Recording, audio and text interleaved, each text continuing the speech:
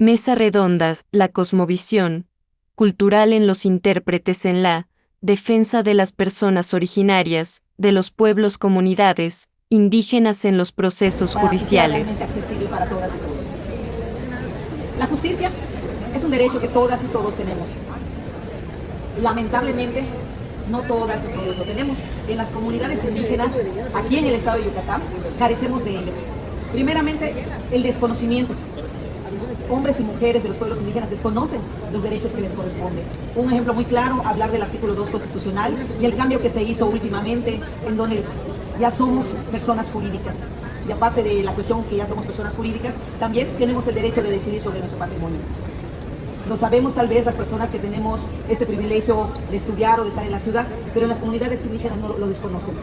Por eso no podemos decir que existe justicia real mientras hombres y mujeres y jóvenes desconozcan sus derechos y no los puedan ejercer, como lo hacemos la mayoría de nosotras.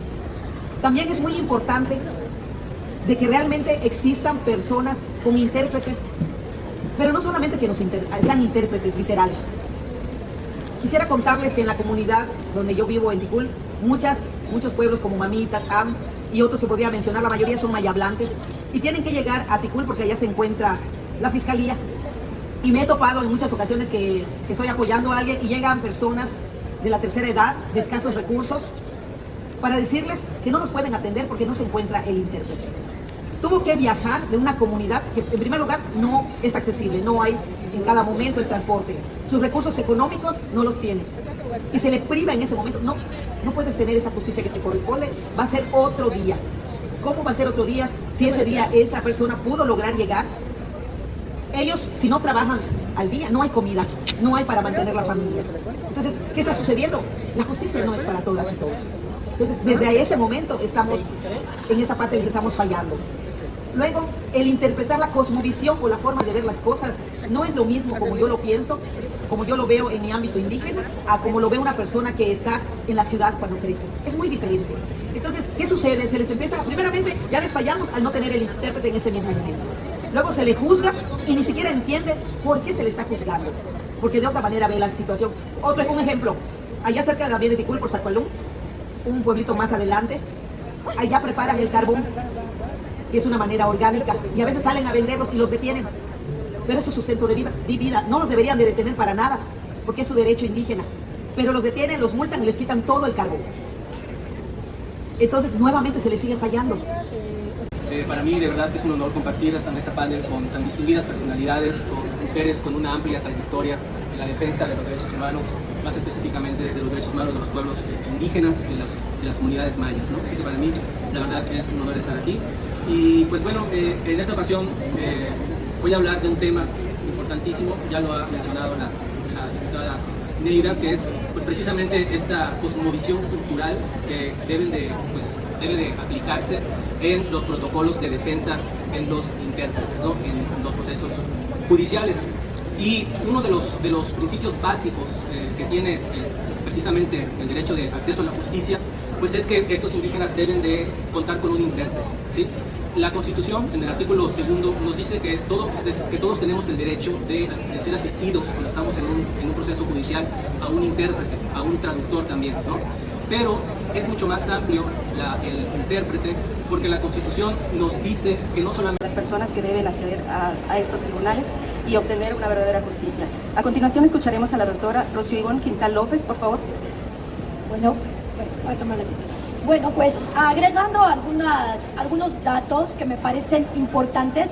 De entrada, yo creo que abrir una mesa de esta naturaleza en la FILEI es muy importante porque visibiliza un problema que de otra manera ni siquiera volteamos a ver y que es cotidiano, que es la falta de garantías para que las poblaciones indígenas accedan a la justicia en nuestro país.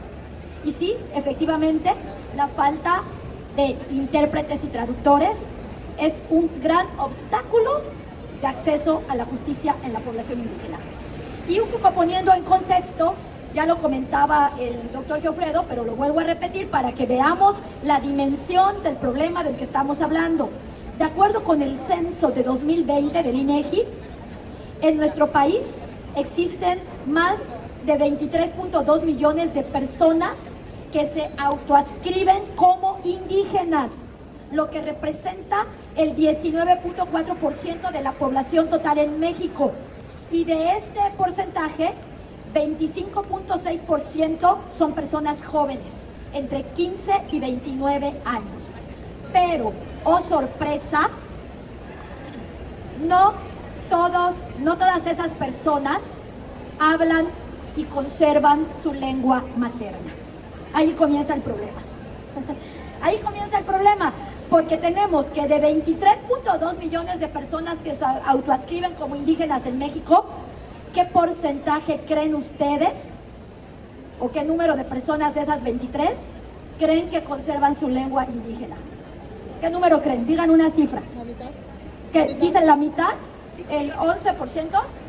5 millones, exactamente 7.3 millones, que representa solo el 6.1%. O sea, del total de personas que se autoadscriben como indígenas en nuestro país, de ese 100%, solo el 6.1% conserva su lengua materna. Ya de ahí tenemos el problema, comenzamos a ver el origen del problema, porque entonces, ¿de dónde van a salir los intérpretes y traductores para esta población importante de población indígena que tenemos, ¿no? Tenemos aquí en el país reconocidos 71 pueblos indígenas. Existe el catálogo de lenguas indígenas. En este catálogo se reconocen 11 familias lingüísticas que les quiero mencionar porque la verdad, pues como estamos en Yucatán, conocemos el maya, pero hay muchas otras que nunca hemos escuchado. Las 11 familias lingüísticas que se reconocen en el catálogo de lenguas indígenas por el INALI, Instituto Nacional de Lenguas Indígenas, son el Aljica, el Yuto Nahua, Cochimi Yumana, Seri, Otomangue, Maya, Totonaco Tepehua, Tarasco, Mixe Zoque, Chontal de Oaxaca y Huave. A su vez, de estas 11 familias lingüísticas, hay todavía una subdivisión más fina, donde además de las familias lingüísticas hay una agrupación lingüística, se reconocen variantes lingüísticas de estas familias y lenguas o idiomas. O sea, es muy complejo el tema. Pero otro dato que me llama mucho la atención es que, de acuerdo con el INALI, que existe un padrón nacional de intérpretes y traductores de lenguas indígenas, solamente contamos en el país con 575 personas que forman este padrón.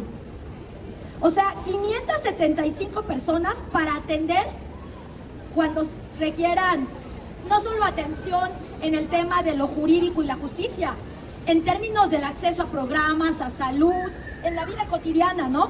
Para atender a 21 millones de personas indígenas. Solo contamos con un padrón de 575 intérpretes. Y de ahí ese número se reduce cuando hablamos de abogados públicos certificados como intérpretes. O sea, básicamente no hay manera al como está hoy. Entonces, por eso tenemos hoy en día a un número importante de personas indígenas en cárceles, de acuerdo a la cifra que yo encontré, más de 10,000 indígenas, o en promedio más o menos 10,000 indígenas en cárceles de México que fueron detenidos o acusados por delitos del fuero común, la mayoría hombres, el 96% hombres. Pero ¿qué creen? De estos 10,000 indígenas, solo 10% tuvo acceso a un intérprete o traductor para comunicar su situación legal. Ya allá comienza la violencia estructural, porque todos y todas en algún momento hemos tenido que entrar en contacto con una persona que habla un idioma diferente, y es una situación terrible, ¿no? Si estamos en una situación de viaje en otro país hablando con una persona que no nos entiende y no le entendemos, de entrada nos sentimos vulnerables, de entrada nuestros derechos no nos podemos defender. Entonces, definitivamente, estamos hablando de una gran injusticia. La injusticia para la población indígena ahí comienza.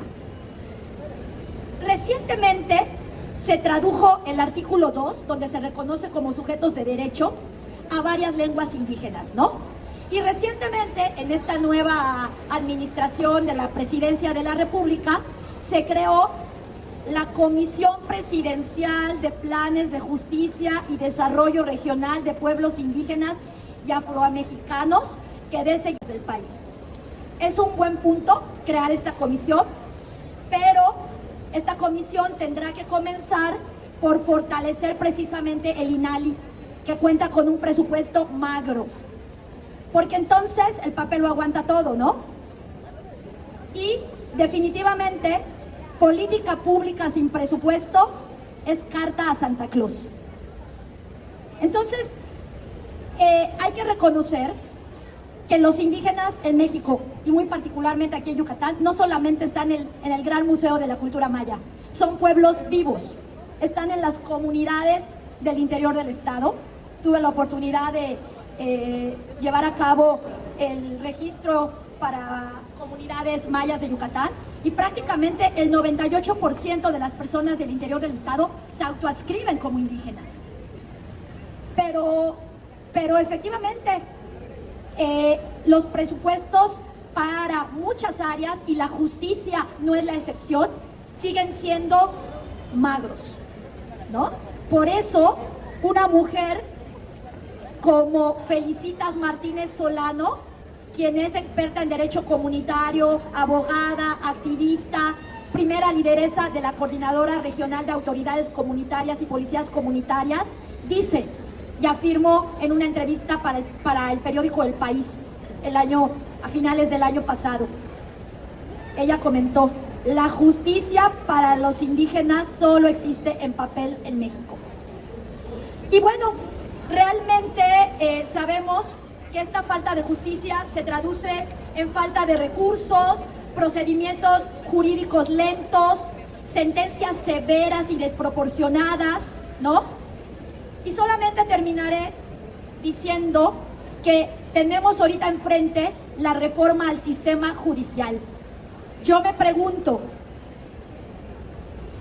¿se van a respetar las medidas de acción afirmativa para incluir en esta reforma judicial no solo a personas indígenas, a personas hablantes de una lengua indígena? Porque dijimos que ahí está el problema. Qué bueno que te autoascribas como indígena, pero ¿y si no hablas indígena? Tenemos que tener medidas de acción afirmativa que asegure un número adecuado de personas hablantes de una lengua indígena en el sistema judicial. Y otro punto, y con esto termino, no basta que haya medidas de acción afirmativa.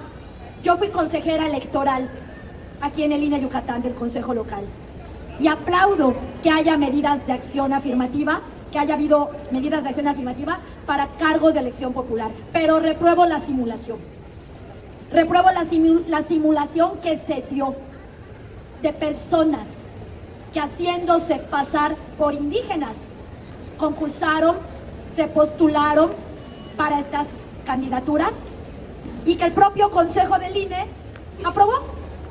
Entonces, ojalá que esta reforma judicial no abrace, no promueva y no tolere la simulación, porque como país estamos en deuda, le debemos mucho a nuestros pueblos indígenas, quienes viven vulnerabilidades acumulativas y ancestrales. Gracias.